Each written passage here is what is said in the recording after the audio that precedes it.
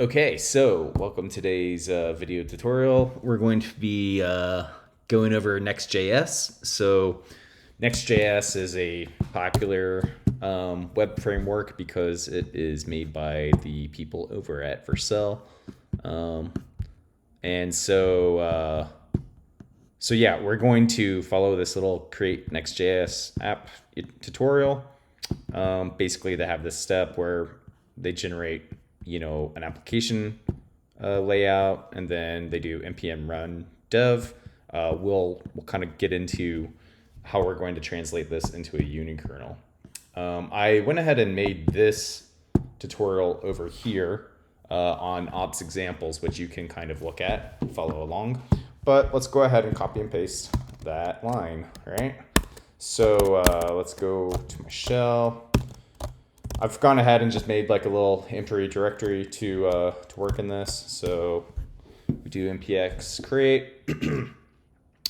All right, so we're good. It says cd blah blah blah.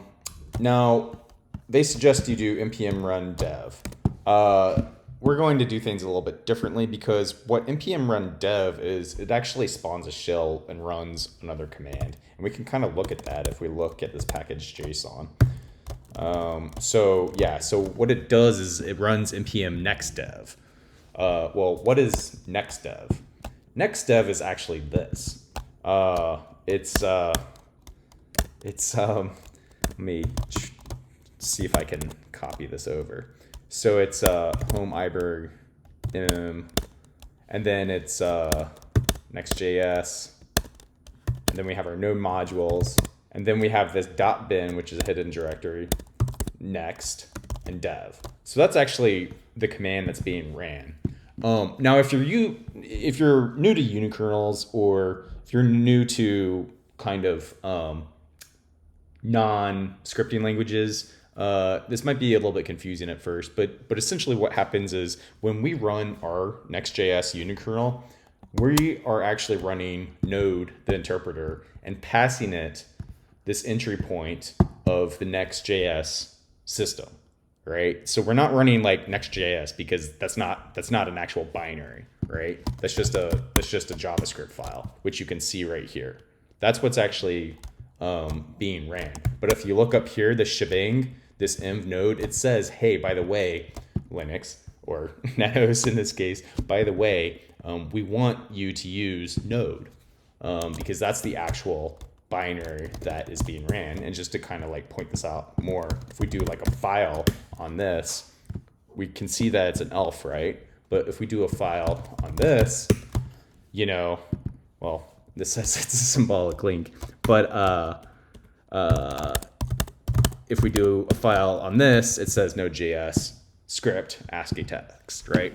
So we can't just like run that. We actually have to pass it to Node.js, and that's what we're going to do here. So first thing we're going to do is we're going to go ahead and build it. And I don't know the Next.js ecosystem very well, but I found that I needed to do this first. So we're just going to run the node build to get, I guess, a more optimized version of this. It's going to produce all this static assets. And before we run that, we're going to pop open this config JSON.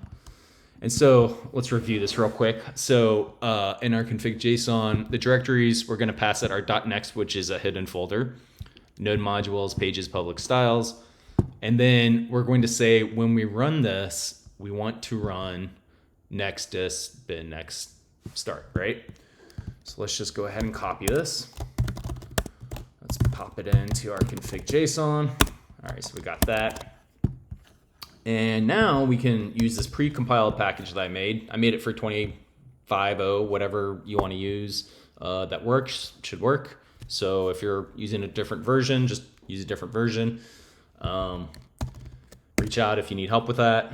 And so we're gonna run it like this. So it's gonna create a package on the fly, and as you can see, it's already kind of booted it up. I'm popped into another box, but you can see when I go to this localhost, which I forwarded the port, we have it running. So now you have your first Next.js unikernel powered by Vercel, that's running as a unikernel, and you can now deploy this to Google, Amazon, whatever, wherever you want to go. Hopefully this wasn't too painful. But yeah, ask any questions if you got them. See you later, guys. Bye.